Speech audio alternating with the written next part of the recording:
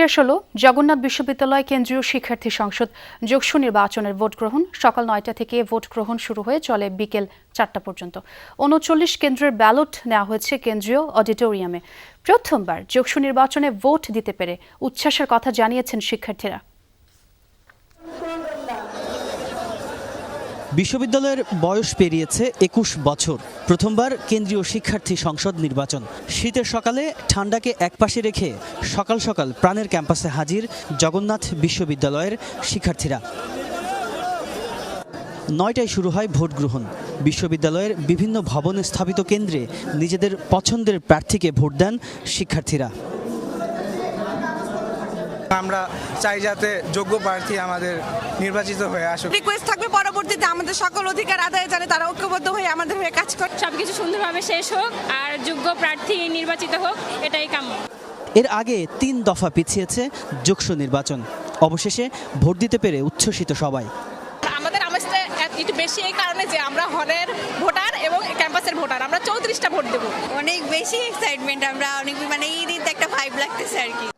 দিনভর কয়েক দফায় পাল্টাপাল্টি ব্রিফিং করে প্রধান 4টি প্যানেল। ভোটের পরিবেশ নিয়ে ছিল মিশ্র প্রতিক্রিয়া। আমাদের সর্বোচ্চ জায়গা থেকে আমরা কাজ করেছি এবং আমরা সবসময় যেটা মানে চেষ্টা করেছি ভোট কেন্দ্রে তথা ক্যাম্পাসে যাতে অন্য কোনো পরিস্থিতি তৈরি না হয়। ভোট গ্রহণের শুরু থেকেই একটা মব সৃষ্টি করা হয়েছে এবং বাধা সৃষ্টি করার প্রচেষ্টা হয়েছে। সুতরাং ভোট গণনা করা এবং ফলাফল ঘোষণা পর্যন্ত আমরা রাষ্ট্রের সহযোগিতা কামনা করছি। ভোট সুষ্ঠু করতে প্রশাসন ও যোগসু নির্বাচন কমিশনের ছিল প্রাণপণ চেষ্টা। পুলিশের পাশাপাশি গেটের বাইরে দায়িত্ব পালন করে বিজিবি। আমি দেখে আসলাম খুবই ভালো। আমার মনে হয় ছাত্রছাত্রীরা সকালে হয়তো একটু ফাঁকা গেছে, খুব বেশি আসে নাই। এখন একটু লাইনটা বেশি আছে। আমি সব জায়গায় ঘুরে আসলাম, 3:30 বাজে 4টা বাজে, তাও আমাদের ভোট কেন্দ্রগুলো সেটা সম্পন্ন করবে। সব মিলিয়ে নির্বাচন সুষ্ঠু হয়েছে বলে জানান যোগসু সিইসি। যোগসু নির্বাচনে যারা ভোট দিলেন তাদের সবাই তরুণ। মাসখানেক পর জাতীয় নির্বাচন, সেখানেও সবচেয়ে গুরুত্বপূর্ণ অংশ জুড়ে থাকবেন এই তরুণ ভোটাররা। তারা বলছেন একই রকম উন্মাদনা থাকবে জাতীয় নির্বাচনে।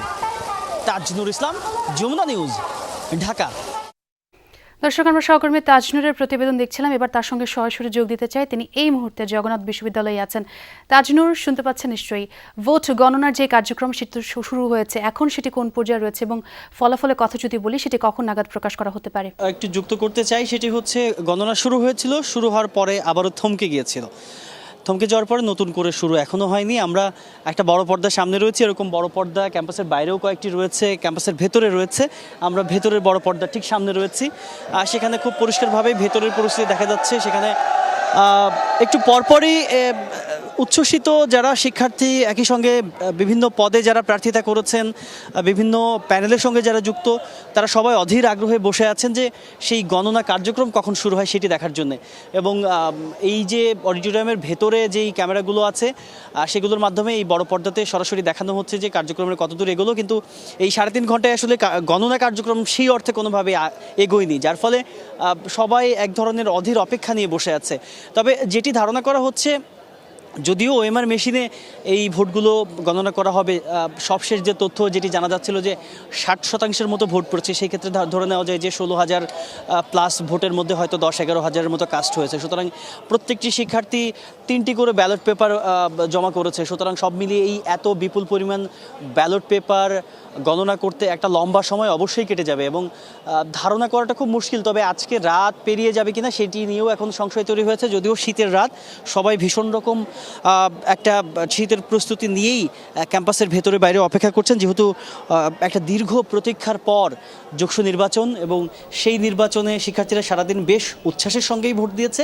এখন শুধু অপেক্ষা কখন আসে সেই কাঙ্ক্ষিত ফলাফল। এবং ফলাফল প্রকাশে একটু বিলম্ব হতে পারে, যেমনটি জানাচ্ছিলেন। ধন্যবাদ তাজনুর।